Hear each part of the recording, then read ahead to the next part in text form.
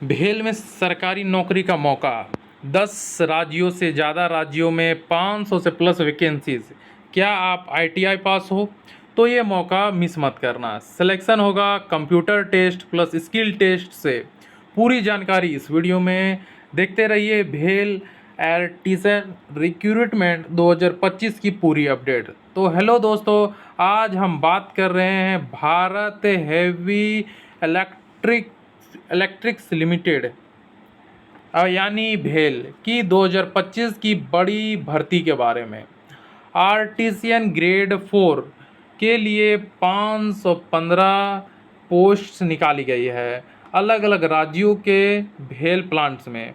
कौन से पद एलिजिबल हैं, कौन से पद एलिजिबल नहीं है, सारे पॉइंट्स को हम लोग नेक्स्ट प्रोसेस में बात करने वाले हैं। तो वीडियो को पूरा एंड तक जरूर देखिएगा। और कौन से स्टेट के स्टूडेंट्स एलिजिबल रहेंगे, क्वालिफिकेशन क्या रहने वाला है, एज लिमिट क्या रहने वाला है, सैलरी क्या रहने वाला है, कैसे अप्लाई करना है, सारी चीज़ों पे हम लोग बात करने वाले हैं। इसलिए वीडियो को पूरा एंड तक देखिएगा। और आप लोग किस स्टेट से ये वीडियो देख रहे हैं और आप लोग किस ब्रांच से हैं, आईटीआई किए हैं तो किस ट्रेड से किए हैं, कमेंट बॉक्स में बताइएगा। और ये वीडियो आप लोगों को कैसा लग रहा वो भी। तो चलिए हम लोग नोटिफिकेशन को पढ़ते हैं, क्या नोटिफिकेशन है और क्या एलिजिबिलिटी क्राइटेरिया है। तो जैसे कि हम लोग यहाँ पे ऑफिशियल नोटिफिकेशन पे आ चुके हैं। Bharat heavy electricals limited artisan recruitment 2025। तो जैसे कि यहाँ पे देख सकते हैं कंपनी की तरफ से ऑफिशियल नोटिफिकेशन निकाला जा चुका है। तो ये recruitment of artisan grade 4 2025 as per the break up below. तो यूनिट्स जैसे कि यहाँ पे देख सकते हैं पोस्ट फिटर के लिए 17, फिर आपका ग्रुप ए, फिर 22 ग्रुप बी, फिर 5 ग्रुप सी, फिर ईडीएन के लिए 5, एफएसआईपी यानी ग्रुप ई के लिए 5 है। टोटल अगर हम लोग बात करें फिटर ट्रेड के लिए 176 पोस्ट निकाले गए हैं। उसके साथ साथ वेल्डर पोस्ट के लिए टोटल 97 पोस्ट, टर्नर के लिए 51 और मैकेनिस्ट के लिए 104, इलेक्ट्रीशियन के लिए 65, इलेक्ट्रॉनिक्स मैकेनिक के लिए 18 और फाउंड्री मैन के लिए 4। यानी कि टोटल पोस्ट की मैं बात करूँ तो 515। और यहाँ पे the manpower requirement indicated about the tentative and actual requirement are may be based on further assessment. तो यहाँ पे देख सकते हैं नोट, यहाँ पे जिसकी कंपनी ग्रेड के बारे में लिखा हुआ है क्या है क्या नहीं। उसके बाद हम लोग देखते हैं यहाँ पे कैंडिडेट, यहाँ पे चलिए नोट हम लोग पढ़ लेते हैं।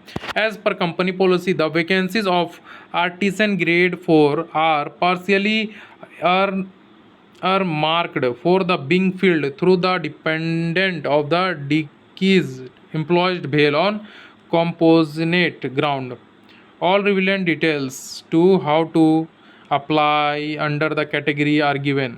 यानी कैसे हम लोग अप्लाई करना है क्या नहीं, सारा चीज़ हम लोग का नीचे दिया गया है। कैंडिडेट्स में please note that for all the above vacancies the computer based test shall be held on the same day. यानी कि आप लोगों का फॉर्म फिलअप यानी कि जो वैकेंसी है कंप्यूटर टेस्ट एक ही दिन में आप लोग का होने वाला है, जैसे कि जो सितंबर में होने का है। And candidate must carefully apply to manufacturing unit of their preference. यानी कि आप लोग अपना मैन्युफैक्चरिंग यूनिट का सही से प्रेफरेंस दीजिए कि आप लोग का जो लोकेशन है वो क्या रहने वाला है, किस स्टेट के लिए आप लोग अप्लाई कर रहे हो, वो सारी चीज़ों के लेकर के रिस्पेक्टिव ट्रेड्स को भी सही से आप लोग को अप्लाई करना है। Against vacancy 1 unit and 1 trade, यानी कि एक यूनिट में एक ट्रेड के लिए ही आप अप्लाई कर सकते हैं। उसके बाद नेक्स्ट हमारा the candidate selected as artisan grade 4 under the requirement to serve their एक्लेटेड मैन्युफैक्चरिंग यूनिट। जहाँ पे आप लोग का ज्वाइनिंग दिया जाएगा वहाँ पे आप लोग को करना होगा, ठीक है।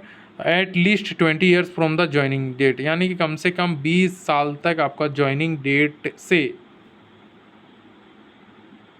During this period, no request for transfer or change in the place for posting shall be interned for the first 20 years of the serve.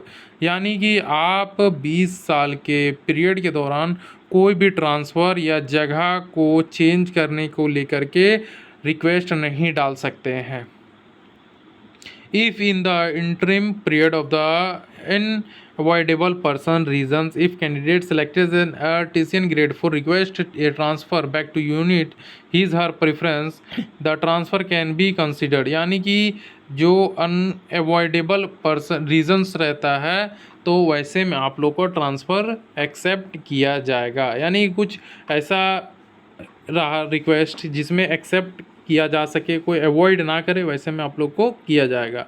यहाँ पे जैसे कि relaxations and reservation and relaxation के बारे में लिखा हुआ है. तो बीएपी यूनिट, जो बीएपी यूनिट है वहाँ पे टोटल यूआर जनरल के लिए 31 सीट है, ईवीएस के लिए 7, ओबीसी के लिए 22 और एससी के लिए 14, एसटी के लिए 1, टोटल 75, पीडब्ल्यू के लिए 3 और ईएक्सएसएम के लिए 11.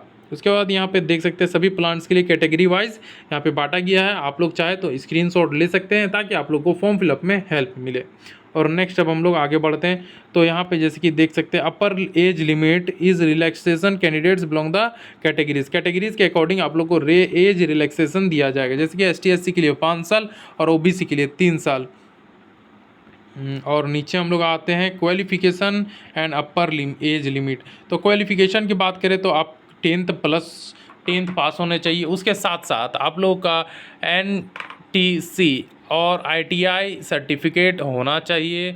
और आप लोगों का नैक, जो नैक होता है नैक में आप लोग का होना चाहिए, अप्रूव्ड होना चाहिए. उसके साथ साथ आप लोग का विथ नॉट लेस देन आपका 60% से कम नहीं होना चाहिए. जनरल ओबीसी के लिए 55% मार्क्स आप लोग का, एससी एसटी के लिए आईटीआई में और एनटीसी और नैक में और 10th में भी आपका होना चाहिए.